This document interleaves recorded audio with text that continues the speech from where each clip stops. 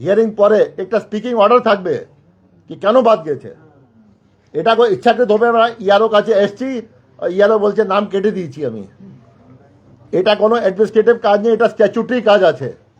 এখানে যে আছে আপিল আছে, এটা কসি জুডিশিয়াল কাজ আছে, এখানে সেকেন্ড স্টেজ আপিল আছে। এখানে প্রত্যেক জিনিসে অর্ডার থাকবে এখানে।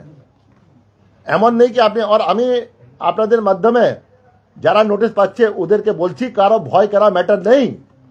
এটা কোনো কোর্টে হিয়ারিং নেই, এটা কোনো ক্রিমিনাল কেসে হিয়ারিং নেই। এটা সিম্পল হিয়ারিং আছে কি আপনি ডকুমেন্ট দিয়েছেন, কিছু ঘাটতি পাওয়া গেছে, কিছু আছে, এই জন্য হিয়ারিং হচ্ছে। এটা ভয় পাওয়ার কোনো ম্যাটার নেই। এটা আপনাকে গোটা মেশিন দিয়ে আপনাকে হেল্প করবে। যদি আপনি সঠিক আছেন তো আপনার নাম এনরোল হয়ে যাবে, আর যদি আপনি ইনএলিজিবল আছেন তো আপনার নাম বাদ যাবে। আমরা এরপরে কোনো আমাদের খালি ভোটার তালিকার মধ্যে জুরিডিকশন আছে, ওখানেই আমরা सीमाबद्ध থাকবো। जिसका जो भी एलिजिबल वोटर है वो वोटर लिस्ट में रहेगा, जो इनएलिजिबल है वो चला जाएगा। किसी को हियरिंग नोटिस मिल रहा है, कोई डरने की बात नहीं है इसमें। ফলো করুন সংবাদ প্রতিদিন ডিজিটাল।